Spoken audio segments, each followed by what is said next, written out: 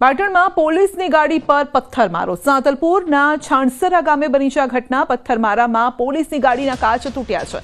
પોલીસે 50 થી 70 લોકોના ટોળા સામે ફરિયાદ પણ નોંધી છે।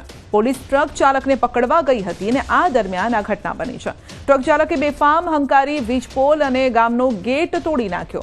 પથ્થરમારાની ઘટનામાં 2 પોલીસકર્મીને સામાન્ય ઈજા પણ પહોંચી। વધુ અપડેટ મેળવીશું સંવાદદાતા અશરફ પાસેથી। જી અશરફ, પોલીસની ગાડી પર પથ્થરમારો। બિલકુલ સંધ્યા, સમગ્ર ઘટના સાંતલપુર પોલીસ સ્ટેશનની હદમાં થઈ છે, જ્યાં છાણસરા ગામમાં રાત્રિ દરમિયાન આ ઘટના ઘટી છે। ઘટના એવી હતી કે એક ડમ્પર ચાલક હતો, તે ફોરેસ્ટ વિભાગનો જે કામ ચાલતો હતો પથ્થર ભરીને જઈ રહ્યો હતો। આ દરમિયાન ડમ્પરનો જે ફાળકો છે તે અડધા રહી જતા ડમ્પર ચાલકે ક્યાંક 6 થી 7 જેટલા વીજપોલ પાડી દીધા હતા। તેમ તો ગામનો જે મુખ્ય પ્રવેશ ગેટ હોય છે એટલે બોલાવવામાં આવી હતી અને ડમ્પર ચાલકને સોંપવા દેવાનો, પરંતુ સમગ્ર મામલે ગામ લોકોનો ટોળો એકઠો થઈ જતા પોલીસ ક્યાંક જે ટોળો વીખવાનો પ્રયાસ કરતો। આ દરમિયાન ગામના કેટલાક ઇસમો દ્વારા પોલીસ પર જ ક્યાંક પથ્થરમારો કરવામાં આવતો।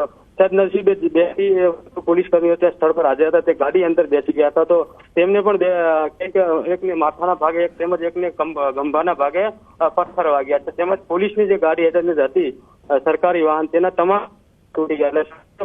સાંતલપુર પોલીસે રાત્રે જ ફરિયાદ દાખલ કરી છે, જેમાં લગભગ 10 ઇસમો સામે નામજોગ ફરિયાદ દાખલ કરી છે, તેમજ બીજા 50 થી 70 ના ટોળા સામે ફરિયાદ કરી છે।